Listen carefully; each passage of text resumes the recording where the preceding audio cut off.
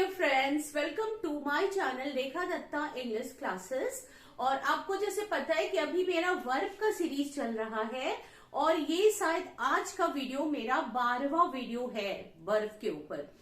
तो मैंने आपको सारी चीजें डिटेल में बताई हैं। आप अच्छे से जाके मेरे सारे वीडियोस को देखिए और जानिए कि डिटेल में हम बहुत ही important parts of speech verb के बारे में मैंने क्या बोला है। अच्छा, तो मैंने आपको जो शॉर्ट में मैं बता रही हूँ कि मैंने बताया कि वर्ब को हम दो भागों में बांट देते हैं और पहला आपका होता है मेन वर्ब और दूसरा होता है एक्सिलरी वर्ब या हेल्पिंग वर्ब। तो मेन वर्ब को हमने ट्रांजिटिव और इनट्रांजिटिव में डिवाइड करके आपको बताया डिटेल में, और जो हेल्पिंग वर्ब है उसमें हम बी, हैव और डू उसके बारे में मैंने बताया। उसके बाद मैंने आपको मॉडल एक्सिलरीज के बारे में भी बताया और लास्ट वीडियो मेरा फाइनाइट नॉन फाइनाइट के ऊपर बना था जिसमें हमने जेरेंट के ऊपर चर्चा की। तो आज का जो वीडियो है वो पार्टिसिपल के ऊपर हम बात करने जा रहे हैं कि पार्टिसिपल एक्चुअली होता क्या है, क्योंकि ये जो है मोस्ट कंफ्यूजिंग टॉपिक है इंग्लिश ग्रामर का।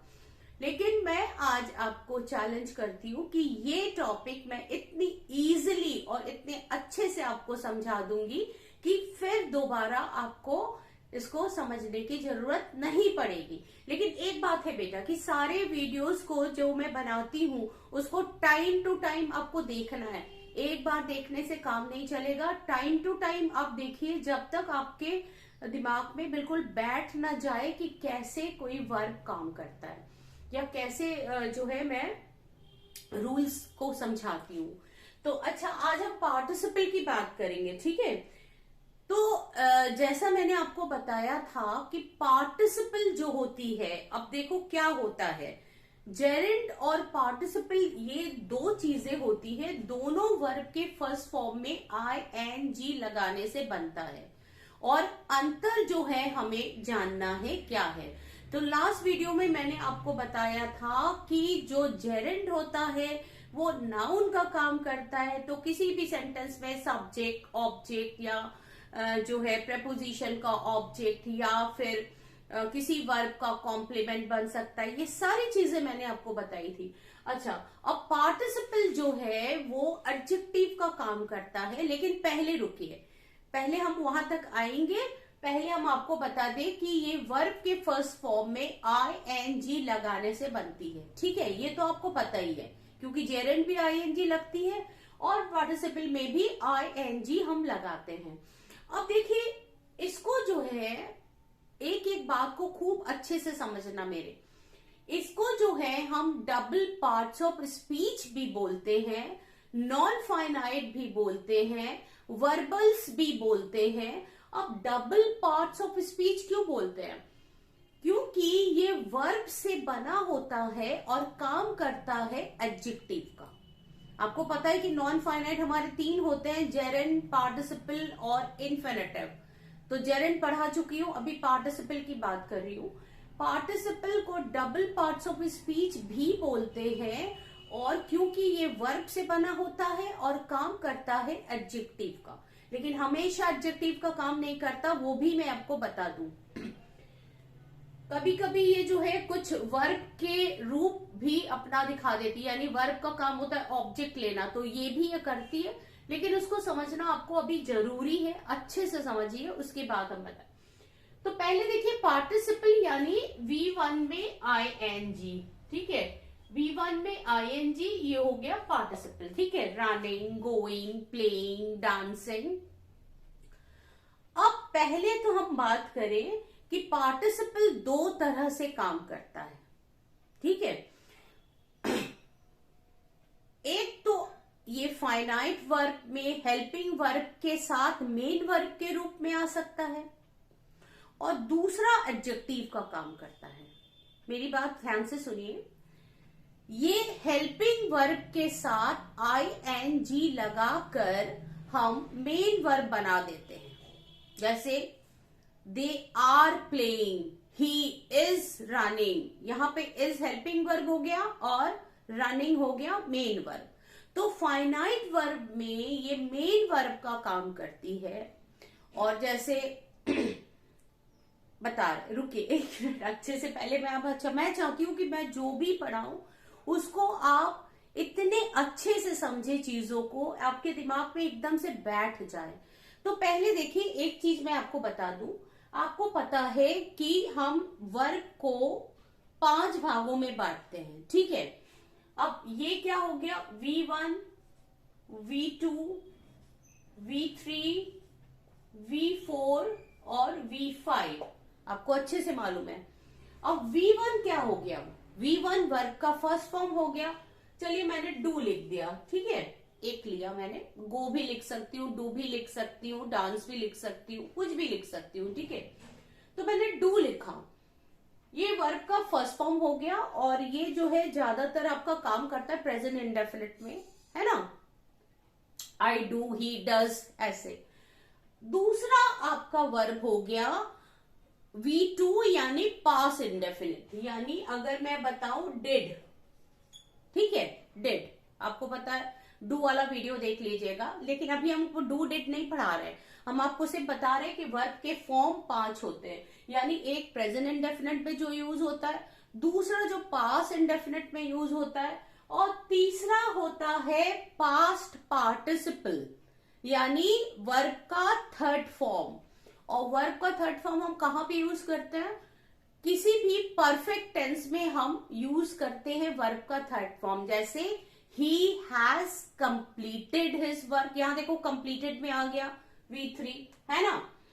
और देखो चूंकि हम डू पढ़ा रहे हैं तो आपका थर्ड फॉर्म डन हो गया, she has done her work, यहां भी ये मेन वर्ब का काम कर रहा है, हैज आपका हेल्पिंग हो गया और डन आपका मेन वर्ब हो गया।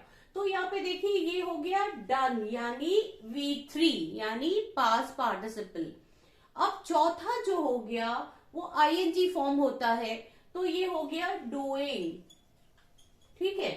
और पांचवा जो हो गया वो है डज, ठीक है, जो हम की प्रेजेंट इंडेफिनिट में थर्ड पर्सन सिंगुलर के साथ यूज करते हैं, ठीक है, सी डज, ही डज, है ना, अ बॉय डज, इस तरह।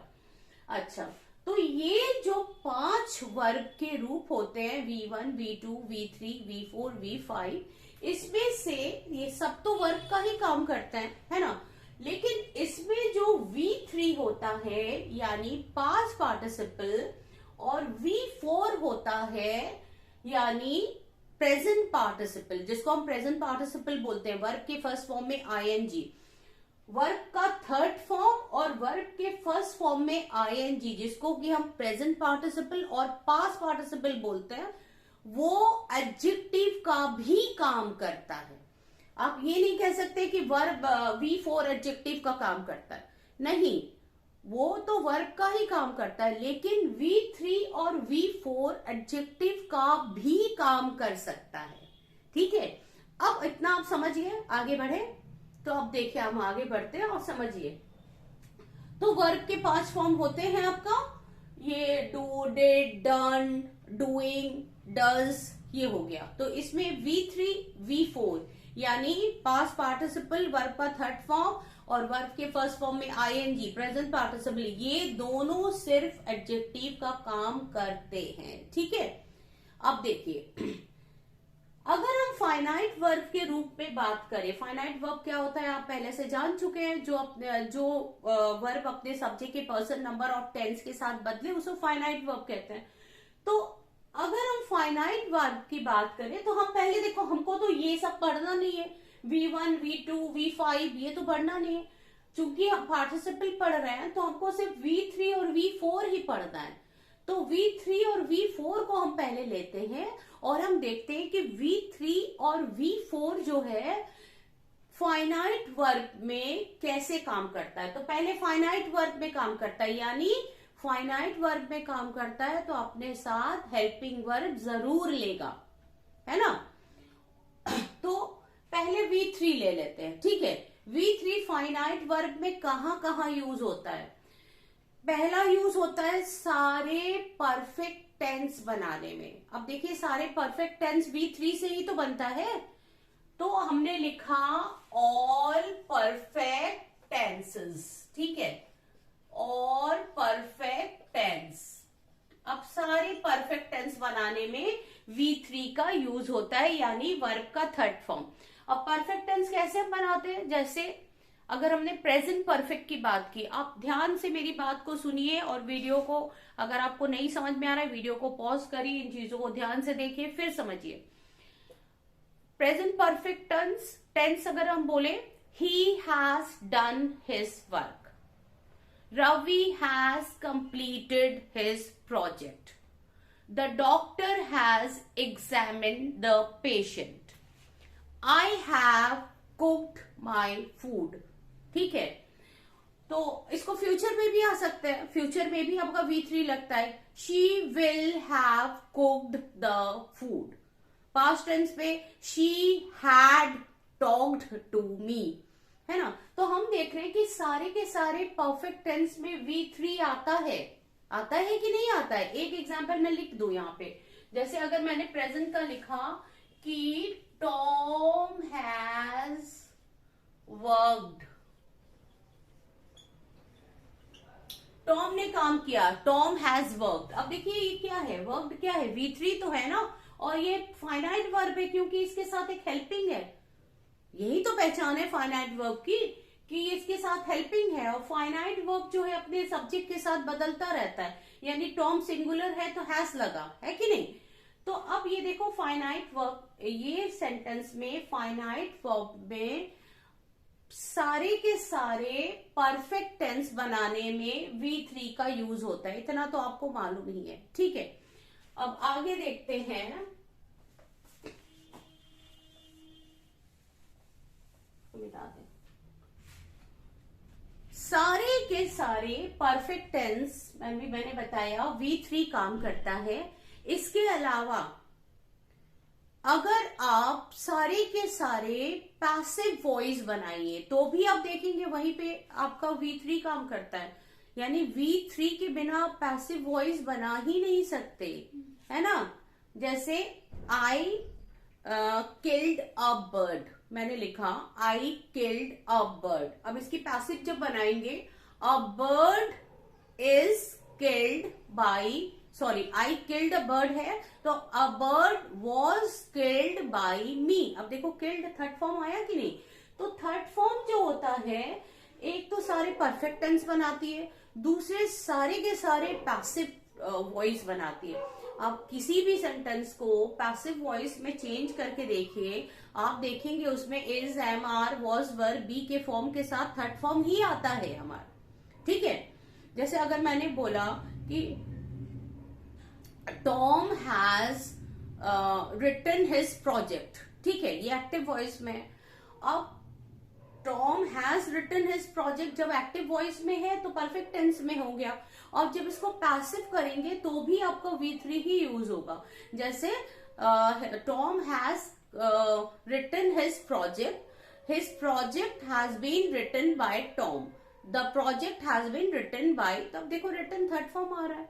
तो दो चीज जान लो कि फाइनाइट वर्ब बनाने के लिए V3 यानी जो है सारे परफेक्ट टेंस बनाती है, सारे पैसिव वॉइस बनाती है, और भी बहुत सारे यूजेस होते हैं। जैसे आपका अगर मैं कहती हूँ कि क्या कहते हैं कंडीशनल सेंटेंसेस, उसमें भी V3 का काम आता है। जैसे if you had told me, अगर तुमने मुझे बताया होता, I would have done this, तो मैं ये करती। If you had finish the work in time, you would have got the promotion. मतलब अगर तुमको जो है टाइम से तुम अगर अपना काम खत्म कर लेती तो तुमको प्रमोशन मिलता। तो अब कंडीशनल सेंटेंसेस में भी V3 लगता है, हैड लगता है। तो अभी हैड, मैं इसको आपको ये नहीं बताने जा रही हूं,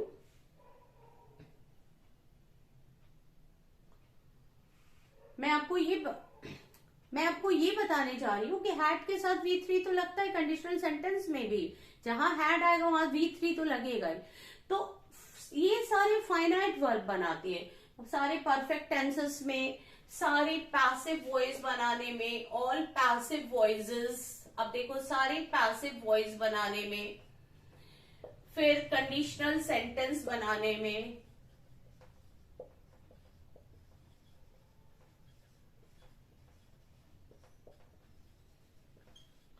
है ना, कंडीशनल सेंटेंस बनाने में। तो अब देखते हैं, ये तो चलो हो गया V3 की बात हम कर रहे थे। अब आइए V4। अब V4 का काम क्या है? हम फाइनाइट वर्ब की बात कर रहे हैं, अभी हम एडजेक्टिव तक नहीं आए हैं। अब देखिए V4 कहाँ आता है? सारे के सारे कंटिन्यूअस टेंस बनाने में काम आता है V4। कैसे? जैसे मैंने लिखा कि ऑल कंटिन्यूअस टेंसेस। अब कैसे कंटिन्यूअस टेंस बनाती है V4? मेन वर्ब के रूप में। जैसे she is singing, I am playing, mother is cooking, she was dancing. ये तो प्रेजेंट और पास्ट कंटिन्यूअस हो गए।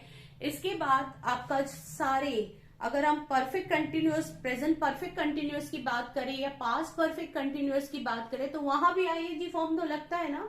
She has been cooking for 2 hours, mother has been making cake for 2 hours, इस तरह। या Ravi has been preparing his project since morning। तो ing तो लगता है ना, तो सारे कंटिन्यूअस टेंस में। लेकिन एक बात ध्यान रखिए, सारे फाइनाइट वर्ब है और सारे के सारे हेल्पिंग वर्ब मांगते हैं। Is running, was running, am running, ठीक है, has been running, have been running. देखो रनिंग के पहले सारे के सारे हेल्पिंग है, तभी तो ये हेल्पिंग जो है टेंस बनाती है। ये सारे के सारे टेंस बनाती है। V3 और V4 की बात करें, ये सारे के सारे टेंस बनाती है ना। अच्छा, सारे कॉन्टिन्यूअस टेंस में भी हम देखते हैं कि V4 का यूज होता है। अच्छा, अब देखते हैं कि एडजेक्टिव कैसे बनाती है। एक चीज ध्यान रखिए, जब एडजेक्टिव बनाएगी V3 और V4, तब वो अकेले आएगी बिना हेल्पिंग के। यानी उसके पहले ना तो is, am, are, was, were, has, have कुछ नहीं लगेगा, तभी वो एडजेक्टिव बनाएगी, अकेले आएगी। ठीक है, तो इसमें तो सारे हेल्पिंग के साथ आ रही थी फाइनाइट वर्ब बनाने के लिए। यानी सारे परफेक्ट टेंस में देखो हैज के बाद V3 लगता है ना। चाहे आप present perfect, past perfect, future perfect की बात करें, सारे कंटिन्यूअस टेंसेस में भी इज, एम, आर, वॉज, वर, ये सब लगता है, हैज बीन, हैव बीन। तो ये सारे हेल्पिंग के साथ आ रहे थे, इसीलिए वो टेंस बनाने का काम कर रहे थे। लेकिन अब जो है एडजेक्टिव का काम जब ये करेगी, तो अपने साथ कोई भी हेल्पर नहीं लेगी, अकेले आएगी, तभी वो V3 और V4 एडजेक्टिव का काम करेगी। ठीक है। अच्छा, मैं इसको मिटा के आपको लिख के बताती हूँ कैसे। अच्छा, तो देखिए यहाँ पे मैंने 2 सेंटेंसेस लिखे हैं और हम यहाँ पे देखेंगे कि V3 और V4 यानी वर्ब का थर्ड फॉर्म और वर्ब में फर्स्ट फॉर्म में ING लगा के कैसे एडजेक्टिव का काम करता है। यहाँ पे एक सेंटेंस देखिए, मैंने लिखा a laughing man is better than a crying man. अब यहाँ पे जो मैंने लिखा लाफिंग मैन, इसमें देखो ये लाफिंग जो है ये पार्टिसिपल में एडजेक्टिव का काम कर रहा है, इसके पहले कोई हेल्पर नहीं है ना, तो ये टेंस नहीं बना रही है। अब ये लाफिंग जो है मैन के पहले यानी नाउन के पहले आया है, तो आपको पता है एडजेक्टिव हमेशा नाउन के पहले आता है, तो ये इसका मतलब हुआ हंसता हुआ आदमी। यानी V4 जो है वर्ब के फर्स्ट फॉर्म में ING जो है यहाँ एडजेक्टिव बन गया है। ठीक है, a laughing man is better than a crying man. एक सेंटेंस में मैंने 2 पार्टिसिपल लगाए हैं और दोनों जो है एडजेक्टिव का काम कर रहा है, उसके पहले कोई हेल्पर नहीं है और दोनों जो है अपने बाद आए नाउन को क्वालिफाई कर रहा है। ठीक है, a laughing man is better than a crying man, है ना। अब देखिए, अब लाफिंग मैन चूंकि मैंने आपको एक रूल बताया था कि किसी भी एडजेक्टिव को एडजेक्टिव की जगह रिप्लेस किया जा सकता है, किसी भी नाउन को नाउन की जगह रिप्लेस किया जा सकता है। तो अब ये लाफिंग की जगह हम एक प्योर एडजेक्टिव रख के देख लें, laughing man is better than a crying man. अब लाफिंग की जगह हम स्मार्ट लिख सकते हैं, a smart man is better than a, अब यहाँ पे भी हम कोई एडजेक्टिव लगा सकते हैं, क्या लगा दे, इंटेलिजेंट, है ना, तो हो जाएगा smart man is better than a intelligent man. An intelligent man हो जाएगा, इस समय एन हो जाएगा ये।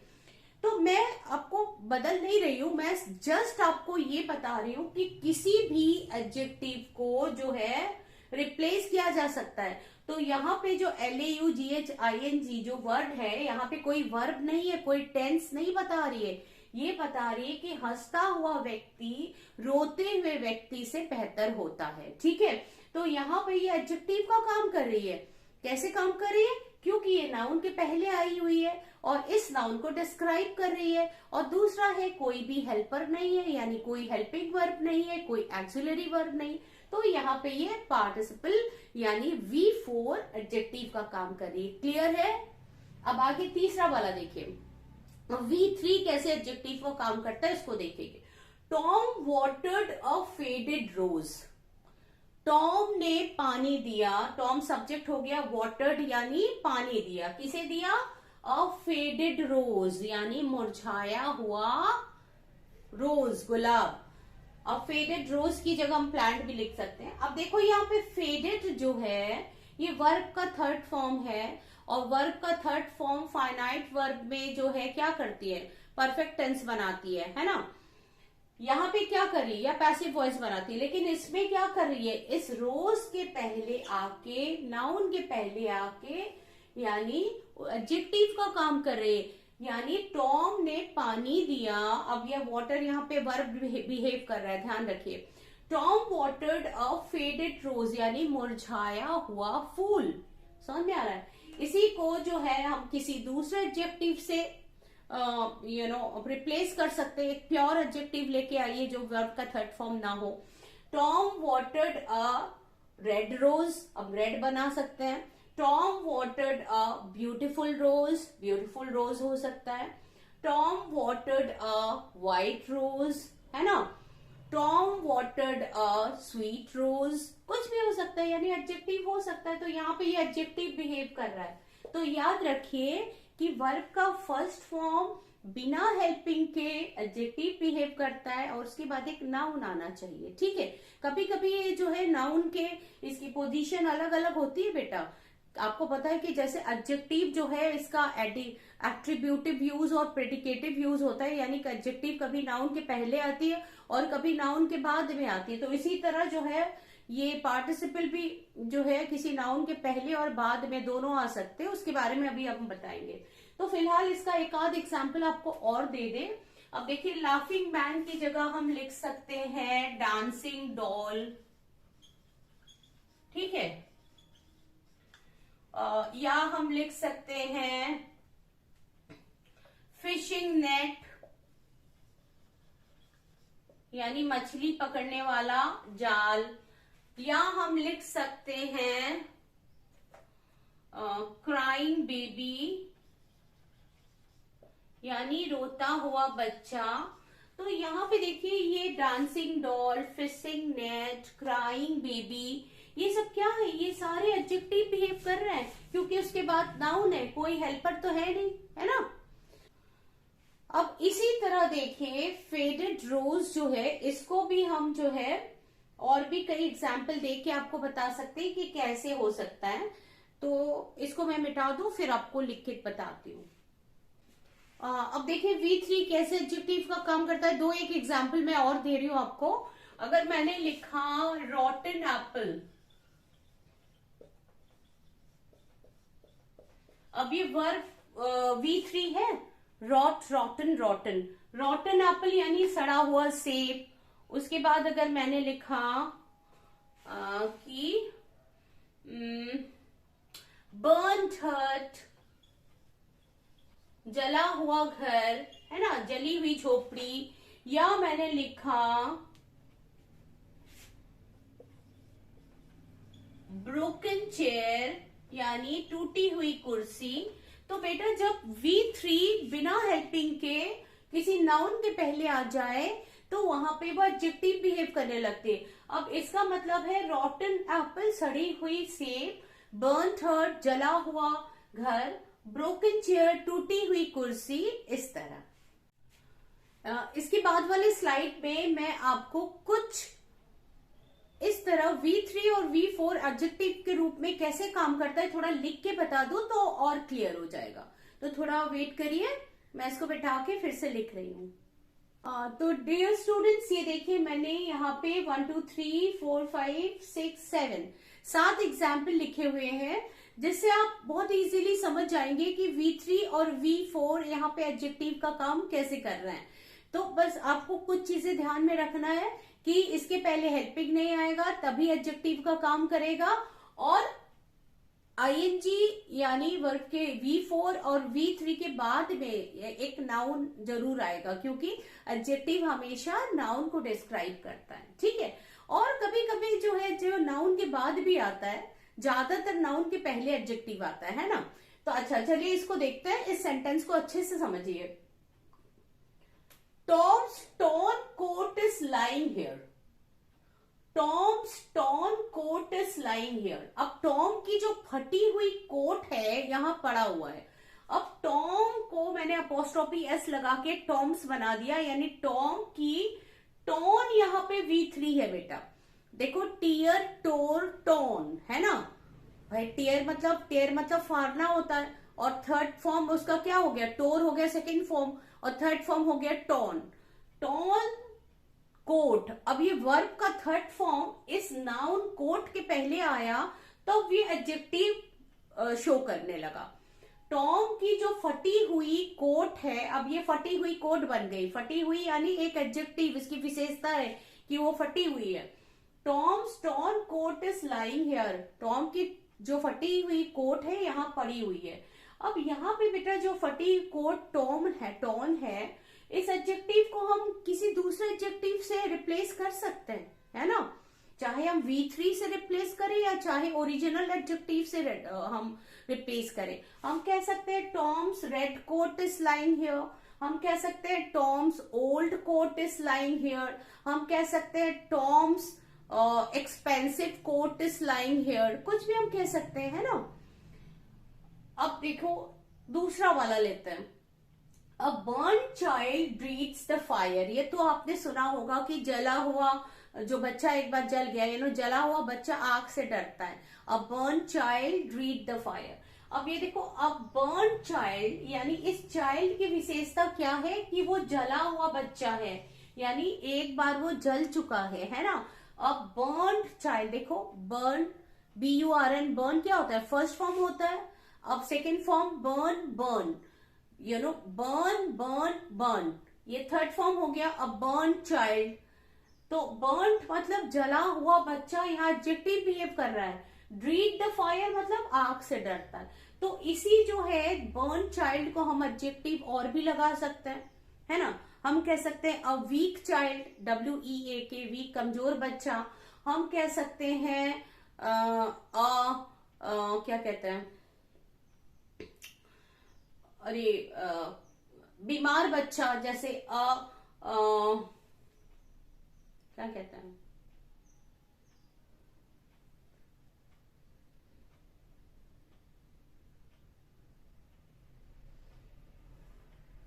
अब इसको जो है हम स्मार्ट चाइल्ड कह सकते हैं, बर्न चाइल्ड कह सकते हैं, वीक चाइल्ड कह सकते हैं, इंटेलिजेंट चाइल्ड कह सकते हैं, या जो है इल चाइल्ड कह सकते हैं, कुछ भी कह सकते हैं, है ना।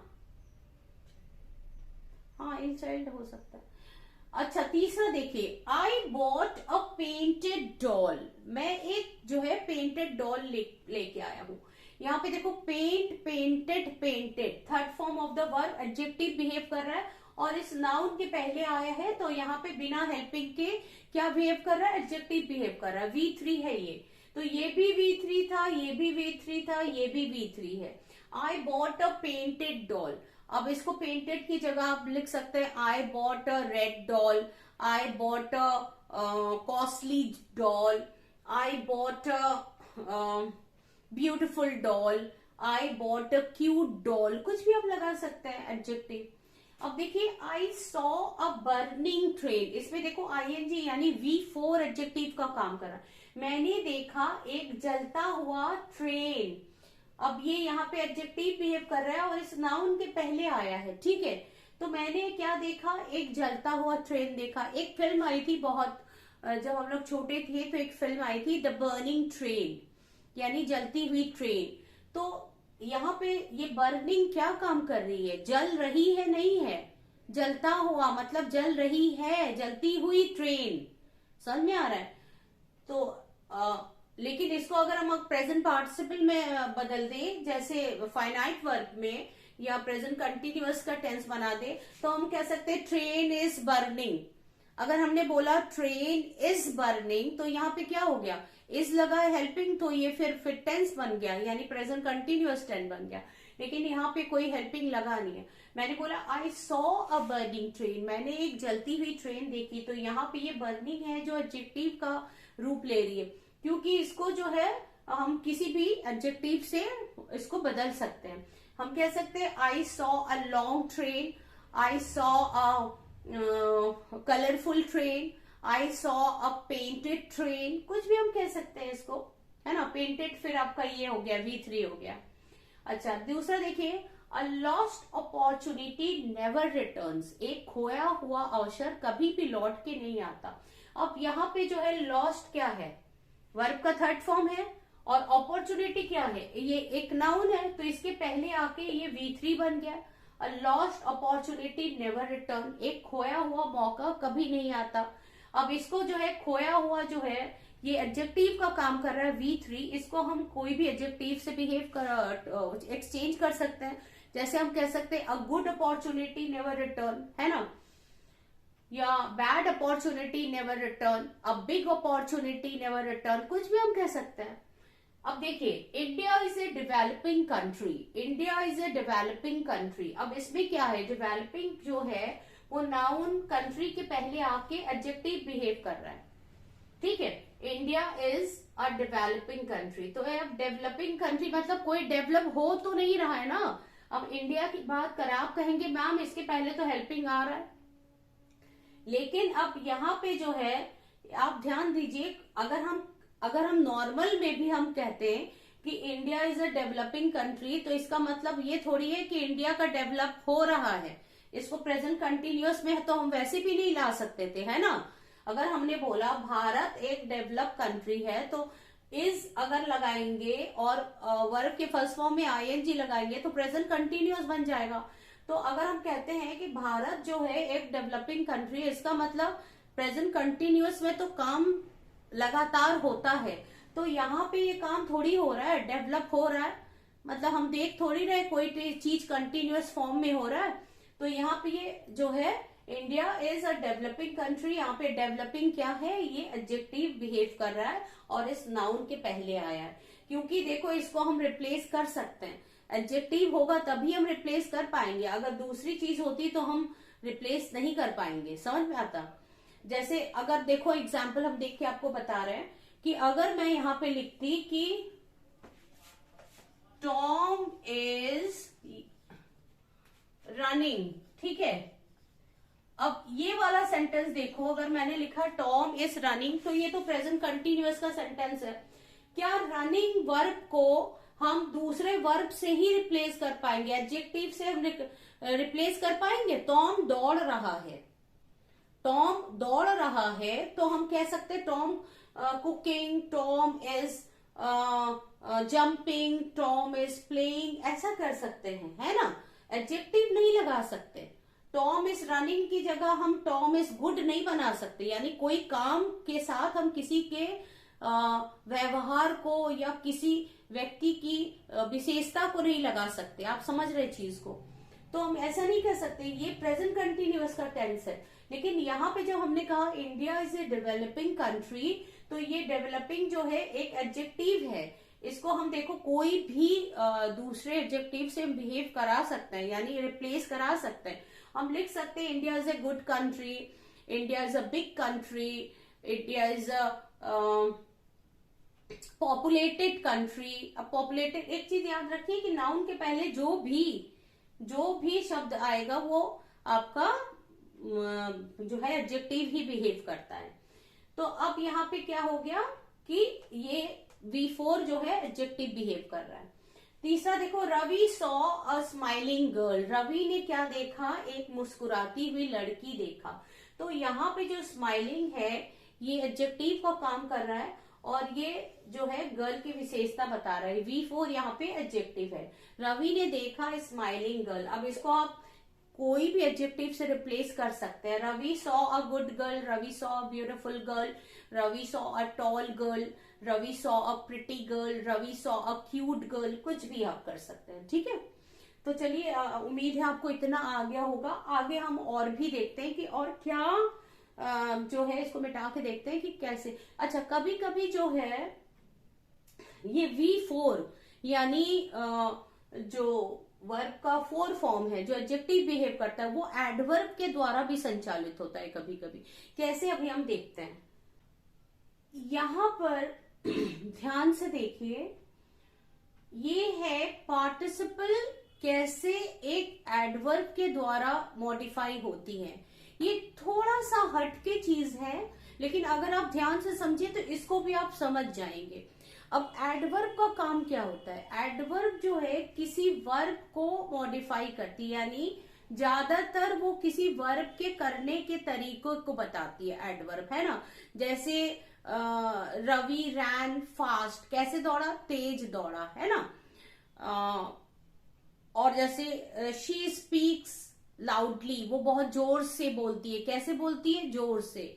तो अब यहाँ पे देखिए कि कोई एडवर्ब जो है वो प्रेजेंट पार्टिसिपल को, यानी जो एडजेक्टिव के रूप में बिहेव करती है, V4 को कैसे मॉडिफाई करती है। ध्यान से देखिए, पहला वाला सेंटेंस है slowly driving the car he entered.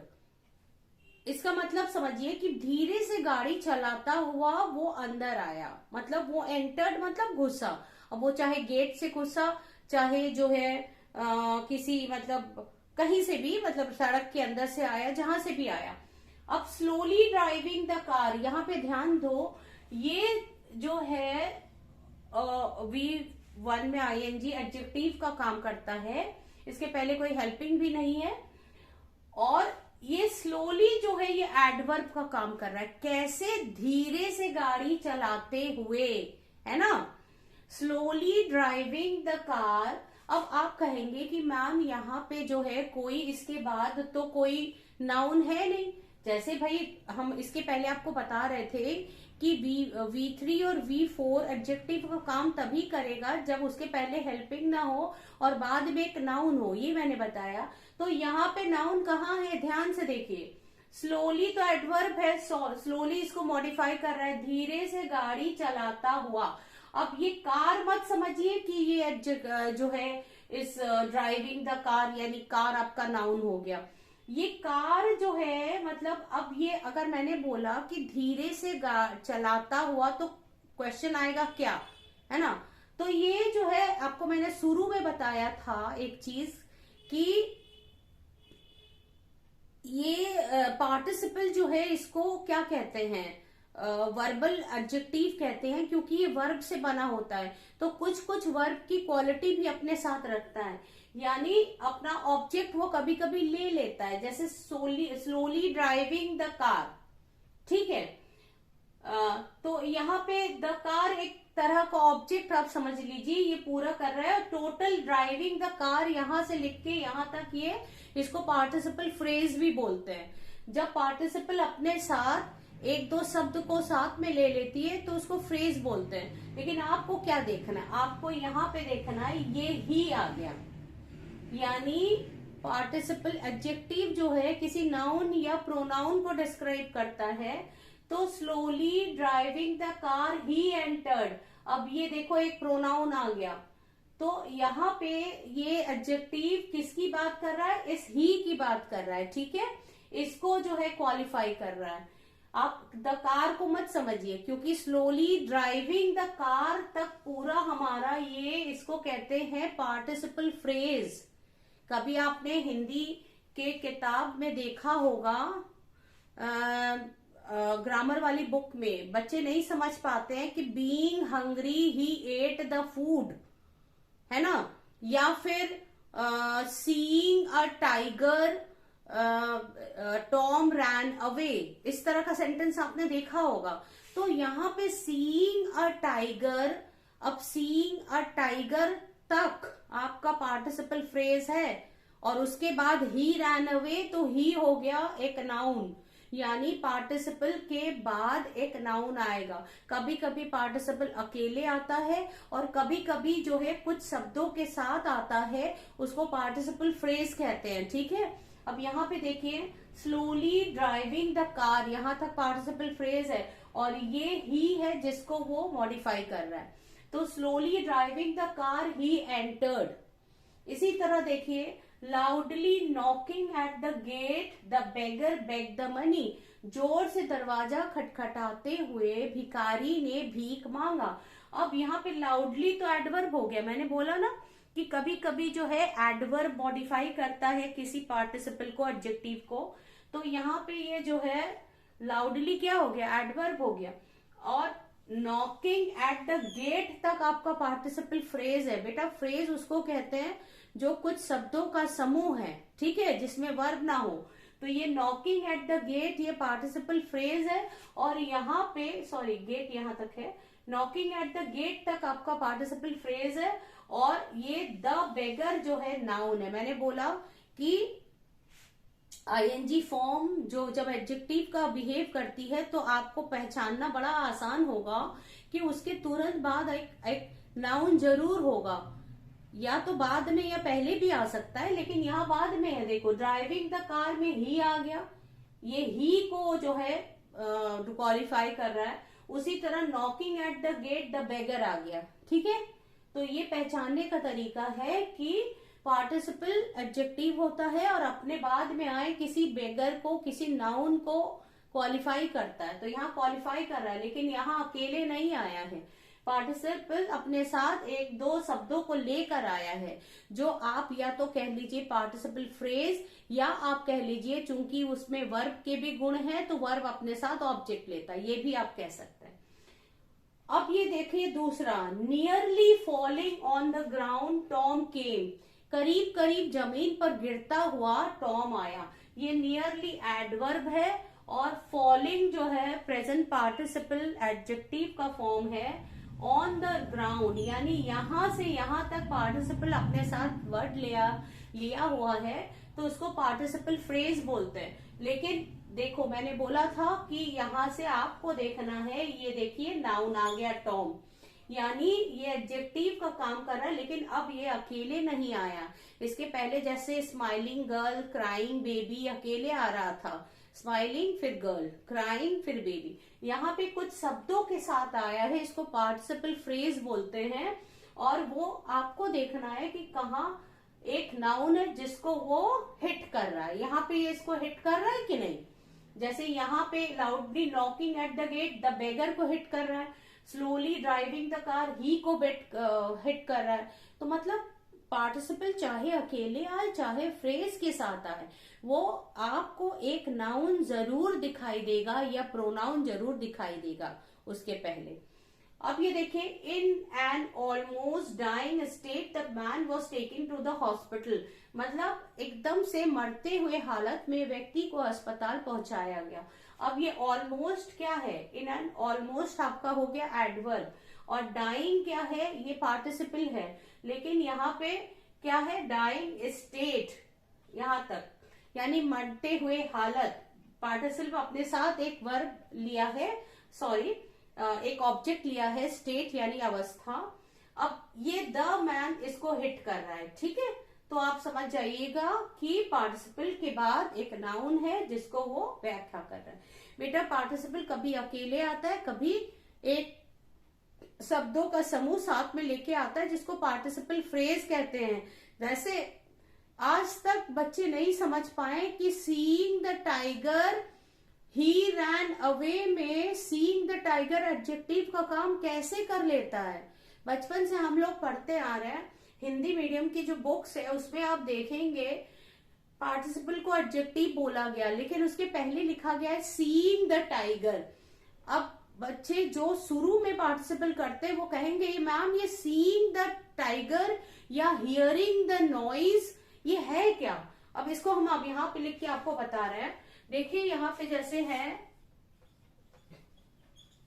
Seeing the tiger,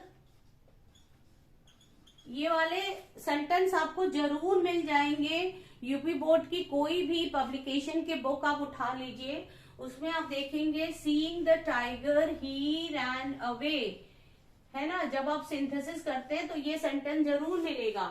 या फिर इस तरह का सेंटेंस मिलेगा, hearing the noise the baby या द चाइल्ड वोक अप, है ना। लेकिन जिंदगी भर भी अगर सर खपा लो आपको पता नहीं चलेगा कि ये क्यों लिखा होता है। सीइंग द टाइगर, सब कहते हैं ये पार्टिसिपल है, पार्टिसिपल है, इसको हमने चेंज कर लिया, he saw the tiger he ran away, seeing the tiger he ran away. अब है क्या ये चीज, अब इसको समझो अच्छे से। सीइंग तो पार्टिसिपल हो गया, बिना हेल्पिंग के आया है और या एडजेक्टिव का काम कर रहा है। और the tiger, seeing the tiger अपने साथ कुछ शब्दों को लिया है तो इसको पार्टिसिपल फ्रेज बोला जाता है। ये पूरा का पूरा पार्टिसिपल अपने साथ एक आध शब्दों को लेके पार्टिसिपल फ्रेज बनाता है। और आपको देखना है कैसे पहचानेंगे ये जेरंड है कि पार्टिसिपल है? पहचानने का तरीका क्या है भाई? जेरंड होता तो यहाँ पे एक वर्ब होता, क्योंकि जेरंड किसी सेंटेंस में सब्जेक्ट का काम करता है, लेकिन यहाँ पे ये किसी नाउन या प्रोनाउन को क्वालिफाई करता है पार्टिसिपल, है ना, V4, तभी वो एडजेक्टिव का काम करता है। तो यहाँ पे seeing the tiger participle phrase, ये देखो ही आ गया यहाँ पे, तो आप समझ जाएंगे कि ही को हिट कर रहा है। यानी ही जो है एक नाउन, जैसे किसी भी एडजेक्टिव के पहले एक नाउन आता है, बिग बॉय या फिर हो गया फैट बॉय, स्मार्ट बॉय, वैसे ये पूरा का पूरा शब्दों का समूह एडजेक्टिव का काम करता है, जिसको पार्टिसिपल फ्रेज कहते हैं। ही रैन अवे या हियरिंग द नॉइज, इसमें भी देखो पार्टिसिपल अपने साथ एक आध शब्दों को लिया है। ये पूरा का पूरा जो है पार्टिसिपल फ्रेज है। अब यहाँ पे देखो ये द चाइल्ड आ गया, द चाइल्ड वेकअप, यानी इस बच्चे की विशेषता क्या है कि वो आवाज सुनकर उठ गया। समझ में आ गया? उम्मीद है कि मेरी इतनी मेहनत जरूर आप रंग लाई होगी, आप जरूर समझ गए कि पार्टिसिपल क्या होता है। चलिए हम आपको और भी अच्छे से समझाएंगे, लेकिन आज इसको जो है मिटा के मैं आपको ये बता दूं कि पार्टिसिपल की जगह तय होती है। कभी कभी जो है वो जिस वर्ड को क्वालिफाई कर रहा है उसके पहले भी आ सकता है और कभी कभी उसके बाद में भी आ सकता है। कैसे, चलिए देखते हैं। अब पार्टिसिपल की जगह देख लीजिए, कहाँ पे? Just before the noun it modifies, यानी उस नाउन के ठीक पहले जिसे वो मॉडिफाई कर रही है। तो V3 और V4 जब एडजेक्टिव का काम करती है तो कभी कभी वो ठीक उसी नाउन के पहले आती है जिस नाउन को वो मॉडिफाई कर रही है। जैसे आई थ्रू द ब्रोकन पॉट, मैंने टूटा हुआ पॉट या गमला फेंक दिया। अब यहाँ पे देखो ये ब्रोकन पॉट आ गया, ठीक है। ब्रोकन पॉट में ये V3 जो है एडजेक्टिव का काम कर रहा है और पॉट नाउन है, यानी नाउन के पहले आया है। फिर देखिए टॉम एंटर्ड द बर्निंग हट, ये V4 एडजेक्टिव का काम कर रहा है और ये नाउन हट के पहले आया हुआ है कि मैं टॉम एक जलती हुई झोपड़ी में घुसा, ठीक है। टॉम ट्रीटेड अ वुंडेड बर्ड, टॉम ने इलाज किया किसका? एक घायल पक्षी का। ये देखो V3 एडजेक्टिव का काम कर रहा है और नाउन के पहले आया है। Tom bought a dancing doll, Tom ने एक डांसिंग डॉल खरीदी। अब ये देखो डॉल जो है नाउन है, उसके पहले ये V4 डांसिंग यानी एडजेक्टिव का काम कर रहा है। तो अब देखो एडजेक्टिव जो प्रेजेंट और पास्ट पार्टिसिपल में अगर हिंदी में हम बोले तो अंतर ये होता है कि एक में काम पूरा हो चुका होता है पास्ट पार्टिसिपल में और प्रेजेंट पार्टिसिपल में चलता है। जैसे अगर मैंने बोला कि मैंने एक जलती हुई झोपड़ी देखी तो प्रेजेंट पार्टिसिपल होगा आई सॉ अ बर्निंग हट। लेकिन अगर मैंने बोला कि मैंने एक जली हुई झोपड़ी देखी, इसमें काम हो चुका है, तो होगा आई सॉ अ बर्न्ड हट। ठीक है, आप समझ गए होंगे। तो अब ये देखो इसमें क्या है कि उसी नाउन के ठीक पहले आता है। जैसे पॉट के पहले ब्रोकन आ गया, हर्ट के पहले बर्निंग आ गया, बर्ड के पहले वुंडेड आ गया, डांस, डॉल के पहले डांसिंग आ गया, तो ये V3 और V4 उसके पहले आता है। अब किसी किसी सेंटेंस में जिस नाउन को वो क्वालिफाई करता है उसके बाद में भी आता है, कैसे देखते हैं। अब यहाँ पे देखिए मैंने 5 सेंटेंसेस लिखे हुए हैं, इसमें जो है देखेंगे कि V4 और V3 एडजेक्टिव का काम करता है, यानी प्रेजेंट पार्टिसिपल और पास्ट पार्टिसिपल उस पर्टिकुलर नाउन के बाद भी आ सकता है जिसे वो क्वालिफाई करता है। इसके पहले वाले स्लाइड में हमने देखा कि उस नाउन के ठीक पहले आता है जिसे वो मॉडिफाई या क्वालिफाई कर रहा है। अब इसमें देखेंगे उस पर्टिकुलर नाउन के ठीक बाद में आके कैसे पार्टिसिपल आ सकता है। अब देखिए, I saw a beggar asking for money. अब इस सेंटेंस में देखो, मैंने एक भिखारी को भीख मांगते हुए देखा। अब आई सॉ अ बेगर, अब ये बेगर जो है नाउन है, ये पार्टिसिपल इसके बाद में आया, आस्किंग फॉर मनी। अब ये बेगर की विशेषता हो गई कि वो भीख मांगता हुआ भिखारी। मैंने एक भिखारी को भीख मांगते हुए देखा। I saw a beggar asking for money. अब यहाँ पे देखो एक वर्ड में नहीं आया बेटा, आस्किंग फॉर मनी एक पार्टिसिपल फ्रेज है जो कि अब एक चीज ध्यान में रखिए, ज्यादातर क्या होता है कि जब पार्टिसिपल अपने बाद मतलब अगर वो किसी जो पर्टिकुलर नाउन को क्वालिफाई कर रहा है उसके पहले आता है तो अकेले आता है ज्यादातर, हम नहीं कह रहे कि हमेशा। और जब वो बाद में आता है उस पर्टिकुलर नाउन के तो ज्यादातर वो पार्टिसिपल फ्रेज में आता है, यानी कुछ और शब्दों को मिलाकर आता है।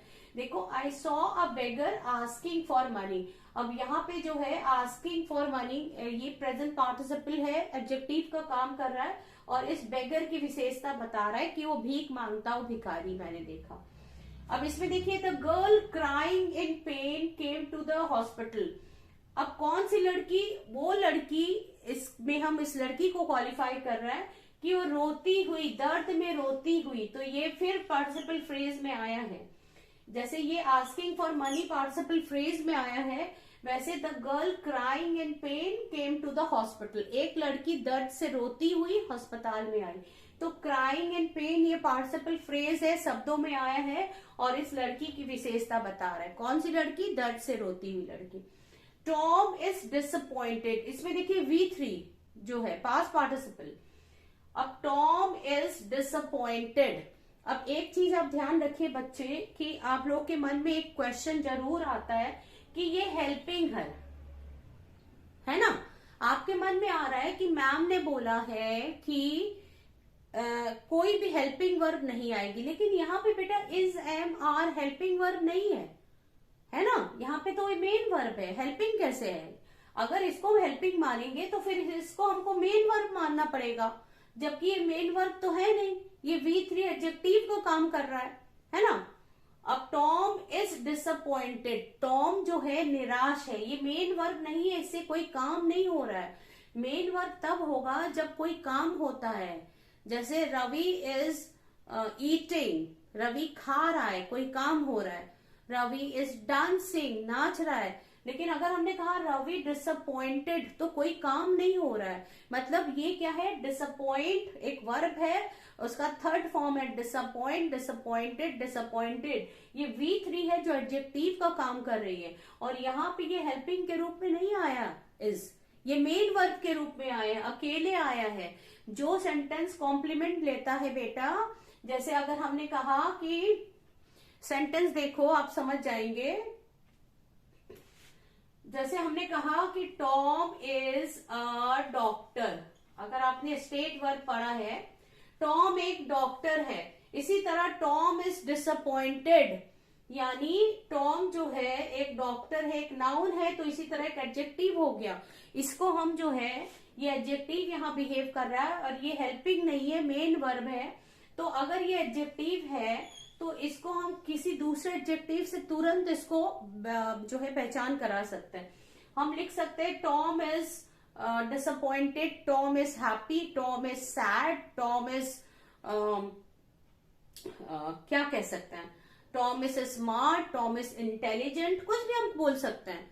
तो ये यहाँ पे एडजेक्टिव बिहेव कर रहा है, ठीक है, क्योंकि ये हेल्पिंग नहीं है। मैंने बोला हेल्पिंग नहीं आएगा, लेकिन ये तो मेन वर्ब है। तीसरा देखिए, शी इज वरिड, वो चिंतित है। अब देखो वरी, वरिड, वरिड, वर्ब का थर्ड फॉर्म, ये भी एडजेक्टिव बिहेव कर रहा है यहाँ पे, ठीक है, ये एडजेक्टिव बिहेव कर रहा है और ये हेल्पिंग नहीं है, मेन वर्ब है इज। और इस एडजेक्टिव को हम जो है रिप्लेस कर सकते हैं किसी दूसरे एडजेक्टिव से। टॉम वरिड है, टॉम परेशान है, टॉम खुश है, टॉम दुखी है, टॉम स्मार्ट है, टॉम बहादुर है, ब्रेव है, टॉम कुछ भी हम लिख सकते हैं, यानी एक एडजेक्टिव को दूसरे एडजेक्टिव से बिहेव कर सकते हैं। हमको आपको क्या दिखाना है इस सेंटेंस में कि जो आपका V3 या V4 जो एडजेक्टिव बिहेव करता है वो पर्टिकुलर नाउन के बाद में भी आता है, ठीक है। जो पार्टिसिपल है ING वाला प्रेजेंट पार्टिसिपल वो तो फ्रेज के रूप में आ जाता है, लेकिन जो अकेले V3 एडजेक्टिव बिहेव करता है वो अकेला आता है। She is worried, Tom is disappointed, the women knitting the, फिर देखो V4 आया है, the women knitting the sweater is my mother, वो औरत जो स्वेटर बुन रही है मेरी माँ है। अब इसको देखो, ये इसके बाद में आया है, किस विमेन की विशेषता बता रहा है, निटिंग यानी बुन रही है, क्या बुन रही है, द स्वेटर, यहाँ पे भी पार्टिसिपल फ्रेज आ गया है, ठीक है। अच्छा, पार्टिसिपल के एक दो यूजर्स मैं और भी बताना चाहती हूँ, ज्यादातर प्रेजेंट पार्टिसिपल के, कि वो कभी कभी किसी सेंटेंस के शुरू में भी आ सकती है, कभी कभी किसी सेंटेंस के बाद में भी आ सकती है।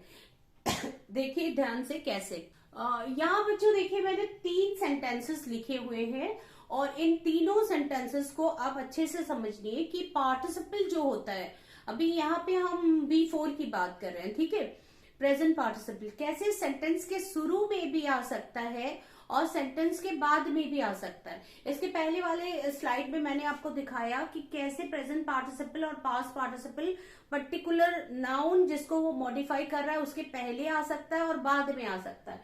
अब ये देखिए किसी सेंटेंस के शुरू में भी आ सकता है, कैसे आ सकता है, listening to her favourite music she solve the sum, अपने फेवरेट म्यूजिक को सुनते हुए उसने सम सॉल्व किया, यानी उसने सवाल लगाया।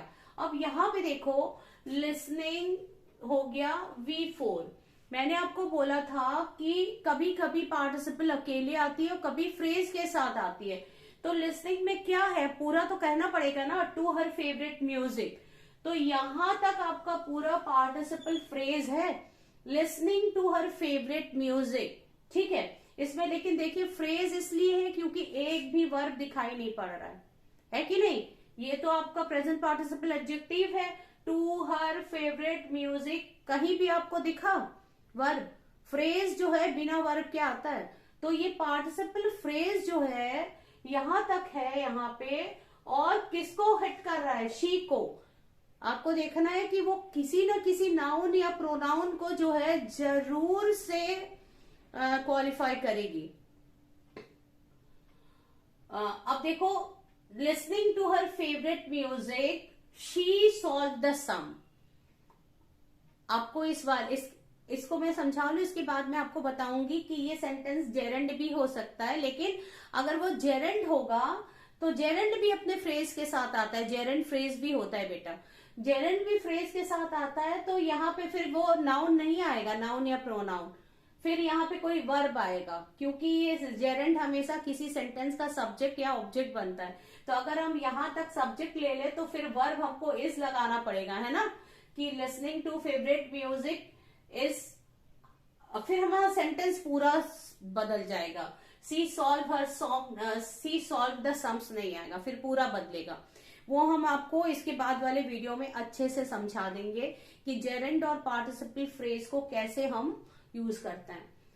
मैं आपको जो पढ़ा रही हूँ बेटा बहुत एडवांस लेवल ग्रामर है, लेकिन आप समझिए, आप जरूर से समझेंगे तो फिर जब आप एक बार समझ जाओगे तो फिर आपको ये छोटी मोटी जो चीजें होती है ना, जो बुक में लिखी रहती लेकिन बच्चे दिमाग लगाने के बावजूद नहीं समझ पाते हैं, वो इजीली समझ जाओगे। अब यहाँ पे देखो listening to her favourite music, ये पूरा पार्टिसिपल फ्रेज है और वो हिट कर रहा है किसको, मैंने बोला था कि ये एडजेक्टिव को काम कर रहा है, तो भाई एडजेक्टिव को काम कर रहा है तो जरूर कोई नाउन प्रोनाउन तो होगा ना बगल में।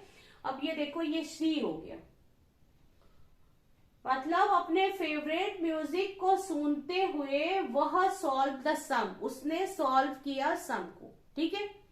तो यानी जो प्रेजेंट पार्टिसिपल है किसी भी सेंटेंस के शुरू में आ सकता है। अब यहां देखिए, talking to her friend on phone she ate her breakfast. अपने दोस्त से फोन पर बात करते हुए उसने अपना नाश्ता किया, अपना ब्रेकफास्ट किया। फिर यहाँ पे देखो, टॉकिंग आपका प्रेजेंट पार्टिसिपल है, लेकिन यहाँ to her friend on phone एक भी वर्ब दिखाई पड़ा नहीं। तो ये पूरा का पूरा पार्टिसिपल फ्रेज है जो हिट कर रहा है यहाँ पे आके ये सी को। तो ये पूरे इस प्रोनाउन को डिस्क्राइब मॉडिफाई कर रहा है कि अपने दोस्त से फोन पर बात करते हुए वह या उसने क्या किया, अपना खाना खाया, ब्रेकफास्ट किया। अब देखिए, सीइंग द टीचर, इसके पहले टाइगर था, अब ये टीचर बन गया। Seeing the teacher Ravi sat down quietly. Teacher को देखकर रवि चुपचाप बैठ गया। अब यहाँ पे सीइंग अकेले नहीं आया, द टीचर ये फ्रेज के रूप में आया है और किसको हिट कर रहा है, सीइंग हिट कर रहा है रवि को। ठीक है, तो इसको मुझे ये बताना था कि पार्टिसिपल अकेले भी आता है और फ्रेज के साथ भी आता है। आपको पहचानने का तरीका ये है कि आपको देखना है कि उसके बाद नाउन है कि नहीं है, प्रोनाउन है कि नहीं है, तब आप समझ जाएंगे। तो अच्छा, अब देखते हैं कि कैसे कोई पार्टिसिपल किसी सेंटेंस के अंत में भी आता है। जैसे ये शुरू में आ गया, लिसनिंग, टॉकिंग, सीइंग, उस तरह बाद में भी आएगा। कैसे देखते हैं? अच्छा, तो देखिए, मैंने यहाँ पे 3 सेंटेंसेस लिखे हुए हैं और मैं ये बताऊंगी कि कैसे पार्टिसिपल जो है वो सेंटेंस के बाद में भी आ सकता है। जैसे this film is really inspiring. मैंने आपको बोला था कि एडजेक्टिव सेंटेंस के शुरू में आता है, बाद में भी आ सकता है। तो आप ये देखिए कि सेंटेंस के शुरू में आ सकता है और सेंटेंस के बाद में भी। तो किसकी बात हो रही है? इस पिक्चर की बात हो रही है। This film is really inspiring. Her husband, किसकी बात हो रही है? हस्बैंड की। Husband is really dominating. Dominating मतलब जो है हमेशा जो अपने वाइफ को काबू में रखता है, यानी तो उसको कहते हैं dominating. Her husband is really dominating. अब रियली क्या है? एक एडवर्ब है, उसको लगा दिया, मतलब बहुत ज्यादा। वास्तव में उसका हस्बैंड वास्तव में बहुत डोमिनेटिंग है ना। अब यहाँ पे देखिए, दिस बुक, किसकी बात हो रही है? किताब की। Is excessively interesting. ये किताब जो है बहुत ज्यादा। अब ये एक एडवर्ब लग गया। कितनी इंटरेस्टिंग है ये बताने के लिए एडवर्ब लग गया। कितना डोमिनेटिंग है ये बताने के लिए कि रियली डोमिनेटिंग है। ठीक है, तो अब ये देखिए, ये नाउन इधर आ गया और सेंटेंस के बगल में एकदम लास्ट में जो है ये प्रेजेंट पार्टिसिपल एडजेक्टिव के रूप में आ गया, है ना। अब देखिए, पास्ट पार्टिसिपल भी आ सकता है। हम लिख सकते हैं कि that the bird is wounded, है ना। द सोल्जर वॉज वुंडेड, ये भी तो आ सकता है ना। तो जब सोल्जर वॉज वुंडेड आएगा तो ये पासिव वॉइस में आ जाएगा। ठीक है, द सोल्जर वॉज वुंडेड। या द फूड वॉज कवर्ड, खाना ढका हुआ था, तो V3 भी आ सकता है सेंटेंस के लास्ट में। तो अभी हम आज का वीडियो यहीं पे खत्म करते हैं। उम्मीद है आपको पार्टिसिपल खूब अच्छे से आ गया होगा और कई चीजें जो हम आपको बताना चाहते हैं अच्छे से आप सुन लीजिए। तो पार्टिसिपल में क्या सीखा हमने? पार्टिसिपल जो होता है यानी वर्ब का जो थर्ड फॉर्म और फोर्थ फॉर्म, वर्ब का काम तो करता ही है, इसके अलावा एडजेक्टिव का भी काम करता है। और किस समय काम करता है? जब उसके पहले कोई हेल्पिंग ना हो तब वो काम करता है। हेल्पिंग वर्ब नहीं हो तभी काम करेगा। और उसके बाद कोई नाउन जरूर आए, या कभी कभी नाउन पहले भी आ सकता है, जैसे मैंने सारे एग्जाम्पल देके आपको समझा दिया। और कभी पार्टिसिपल अकेले आता है और कभी क्या आता है, एक सेंटेंस में कुछ शब्दों के साथ आता है जिसको पार्टिसिपल फ्रेज कहते हैं। ठीक है, तो और भी बहुत कुछ कहना है आपको। इसके बाद वाले वीडियो में हम देखेंगे इन्फिनेटिव के बारे में, थोड़ी जानकारी लेंगे। उसको बहुत डिटेल में जानने की जरूरत नहीं है। पार्टिसिपल और जेरेंड परेशान करता है तो मैंने आपको बताया। इन्फिनेटिव के बारे में हम जानेंगे। लेकिन बच्चों, एक बात है कि वीडियो को कई बार देखिएगा जानने के लिए। एक बार देखने से आपको काम नहीं चलेगा। तो थैंक यू सो मच कि आप लोगों ने वीडियो को इतना, मैं लंबा बनाती हूँ और एक ही वीडियो में पूरा बना देती हूँ। आप अच्छे से समझिए और मेरे वीडियो को लाइक करें, सब्सक्राइब करें और ज्यादा से ज्यादा शेयर करें। Thank you so much.